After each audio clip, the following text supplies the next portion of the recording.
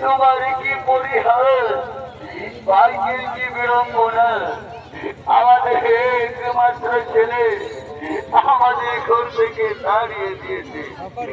আজ অনেক দিন ধরে আমরা কিছু শিখতে পাইনি। কোথায় দৃষ্টায় আমাদের প্রাণ চাই যায়, এই বৃদ্ধ বলছে আমরা কোথায় যাই কি করি। ব্রাহ্মণী, তুমি কেঁদো না ব্রাহ্মণী, তুমি কেঁদো না, আর একটু ধৈর্য ধরো ব্রাহ্মণী। ওই পাশে কোনো গ্রাম আমরা পেয়ে যাবো।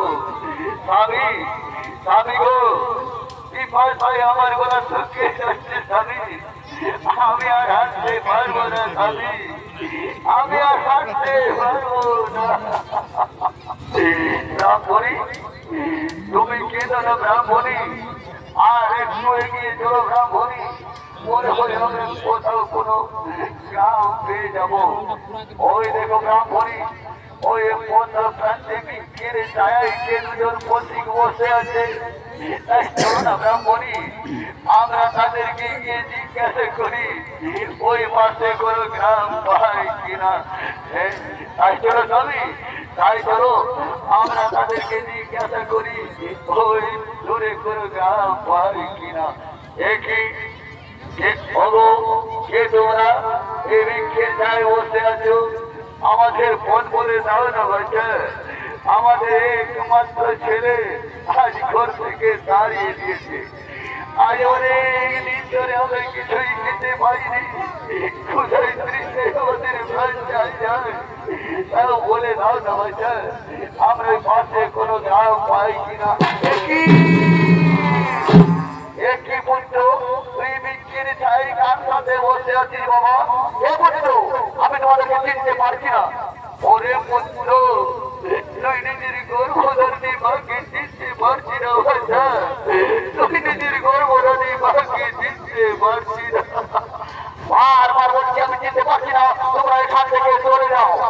ওরে পুত্র, আজ অনেক দিন পরে তোকে কাছে পেয়েছি বাবা, এই তোকে যে আমরা মিথ্যা হয়েছে কোথায় চলে যাবো বাবা, আমাদেরকে ছাড়িয়ে দিস না বাচ্চা, আমাদেরকে ছাড়িয়ে দিস না, তুই আমাদের একমাত্র সম্পদ প্রয়োজন বলি, তোকে ছেড়ে আমরা কোথায় চলে যাবো বাবা, তোকে ছেড়ে আমরা কোথায় চলে যাবো। বারবার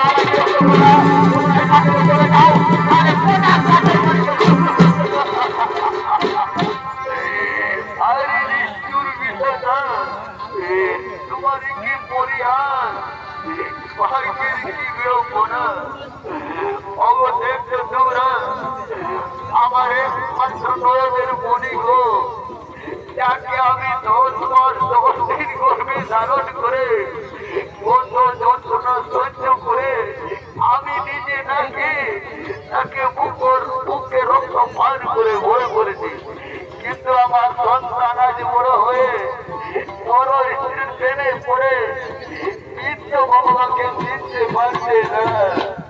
এ দয়াল হরি, এই দৃশ্য দেখার আমাদের আগে মৃত্যু হলো না কেন দয়াল? কেন আমাদেরকে মানব জন্ম দিলে ঠাকুর?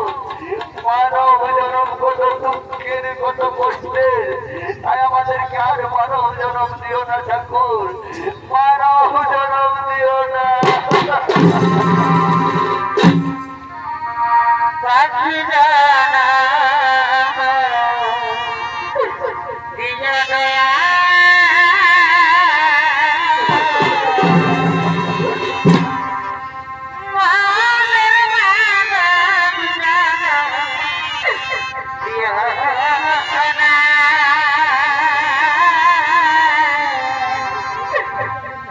Yeah.